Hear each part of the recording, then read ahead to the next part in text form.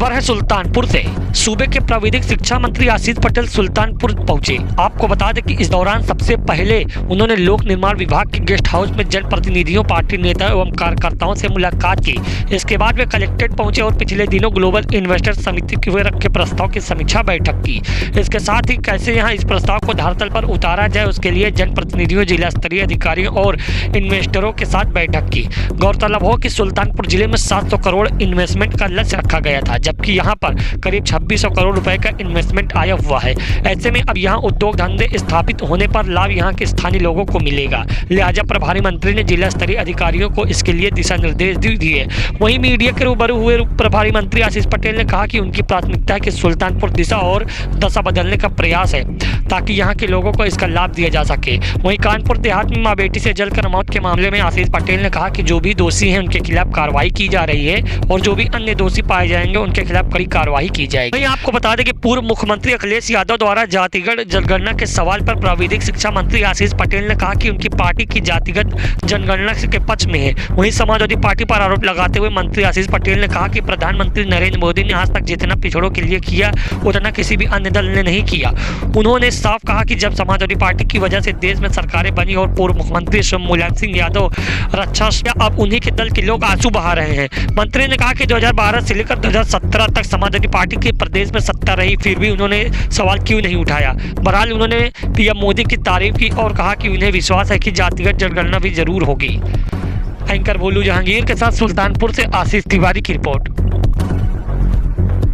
निश्चित तौर पे पूरे उत्तर प्रदेश के कोने कोने में चंदौली से लेकर के चंदौसी तक और कुशीनगर से लेकर के सहारनपुर तक हर क्षेत्र में इन्वेस्टमेंट हो रहा है।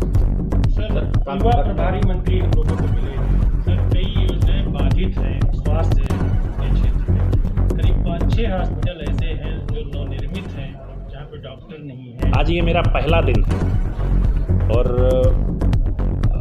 आप भी इस बात से सहमत होंगे कि जब बैट्समैन बैटिंग करने आता है तो उसको थोड़ा सा मौका ज़रूर देना चाहिए कि वो सही ढंग से बैटिंग कर सके। तो मेरा आज पहला दिन है, आपको अगली कुछ बैठकों में बहुत कुछ परिवर्तित दिखेगा, मैं यही आपको आश्वस्त करूँ। सुल्तानपुर के लिए क्या सपना देखे हैं आप? निश्चित तौर पे सुल्तानपुर जितना महत्वपूर्ण जिला है राजनीतिक रूप से, औद्योगिक रूप से, और इसका जितना महत्व रहा है माननीय जनप्रतिनिधियों के सहयोग से, सुल्तानपुर को एक नई दशा और दिशा देने में माननीय मुख्यमंत्री जी के, माननीय प्रधानमंत्री जी के, माननीय गृह मंत्री जी के दिशा निर्देशन में सफल हो सकूं, यही मेरी कामना है। कानपुर घटना क्या कहना चाहते हैं? सरकार प्रभावी कार्रवाई कर रही, जो दोषी हैं उनके विरुद्ध कर रहा हूं। माननीय मुलायम सिंह यादव जी के नेतृत्व में जब समाजवादी पार्टी भारत सरकार में,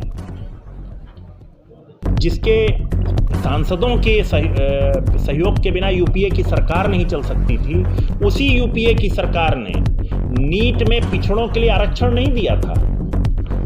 उस समय क्या समाजवादी पार्टी के साथी सो रहे थे? दूसरा, माननीय हमारे आदरणीय मुलायम सिंह यादव जी रक्षा मंत्री थे।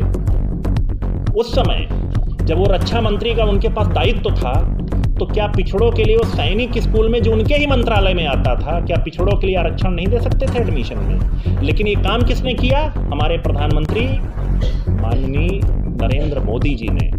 तो जो कहता है और जो करता है, इसका अंतर हम सबको समझने की ज़रूरत है। हमारे प्रधानमंत्री जी पिछड़ों के लिए करते हैं और दूसरे लोग सिर्फ बोलते हैं। जब सत्ता में रहते हैं तो सिर्फ बोलते हैं। मैं तो एक और सवाल पूछना चाहता हूँ आपसे माध्यम से हमारे समाजवादी पार्टी के साथियों से। आज वो जातिगत जनगणना की मांग कर रहे हैं, 2012 से लेकर के 2017 के बीच में उनको याद क्यों नहीं आई? उस समय उन्होंने जातिगत जनगणना का सवाल क्यों नहीं उठाया? मुझे पूरा विश्वास है जिस प्रकार पिछड़ों के लिए माननीय प्रधानमंत्री जी ने, चाहे नीट में पिछड़ों के लिए आरक्षण का विषय हो, चाहे केंद्रीय विद्यालय में पिछड़ों के लिए आरक्षण का विषय हो, चाहे नवोदय विद्यालय में पिछड़ों के लिए आरक्षण का विषय हो, और चाहे सबसे महत्वपूर्ण सैनिक स्कूल में पिछड़ों के बच्चों के लिए प्रवेश के आरक्षण का विषय हो, उन्होंने हमेशा पिछड़ों का ख्याल रखा है।